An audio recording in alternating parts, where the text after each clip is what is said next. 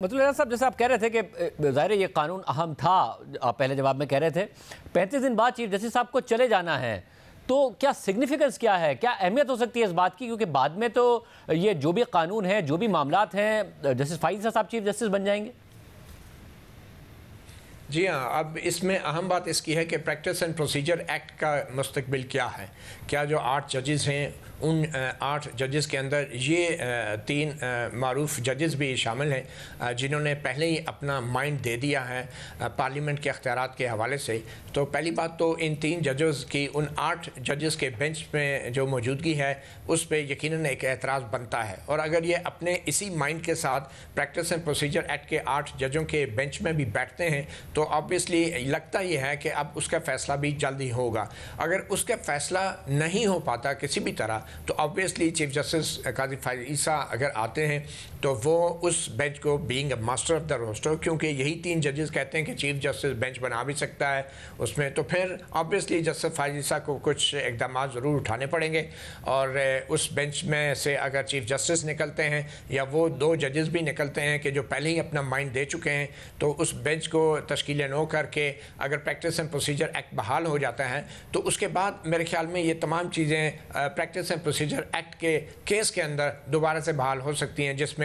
नज़रसानी का जो हक है उसको अपील की तरह भी सुना जा सकता है, जैसे कि प्रैक्टिस एंड प्रोसीजर एक्ट के कानून में दिया गया है। मगर अगर उस चीज़ को ख़त्म कर दिया जाता है तो ऑब्वियसली फिर ये मामला नज़रसानी के मरहले पर, जैसे कि असनात मलिक ने भी कहा, चीफ जस्टिस काजी फाइज़ ईसा के दौर में आएगा और नज़रसानी के मरहले पर फिर ये बड़ी दिलचस्प बात होगी, ये देखना होगा कि दूसरे तमाम फैसलों की तरह क्या प्रैक्टिस एंड प्रोसीजर एक्ट के मुताबिक नज़रसानी की दरख्वास्तें सुनी जाएंगी, यानी कि लार्जर बेंच होगा, या फैक्ट्स इन लॉ के दोनों के ऊपर दोबारा से बहस हो सकेगी, या फिर मौजूदा जो नज़रसानी का एक महदूद अख्तियार है उसके मुताबिक सुनी जाएगी। शाहज़ेब मैं एक बात यहाँ ज़रूर करना चाहूँगा कि यहाँ पे जो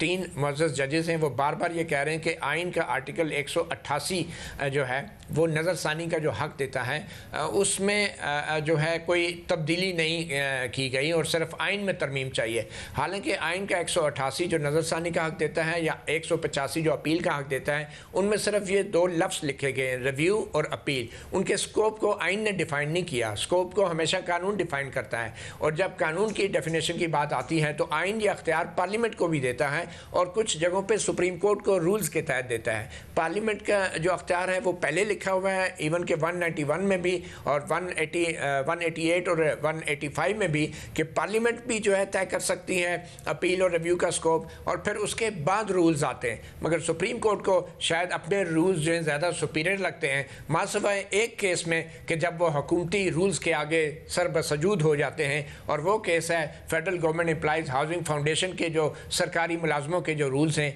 वहाँ पर फिर 2-2 प्लाट जब लेने होते हैं तो उस वक्त सरकार के रूल्स जो हैं वो हायर पेडेस्टल पे हो जाते हैं, और उस वक्त जो सुप्रीम कोर्ट और कॉन्स्टिट्यूशन के जो तकाजे हैं कि प्रेसिडेंट जजों की मुराद तय करता है वो फिर लोअर पेडेस्टल पे चले जाते हैं।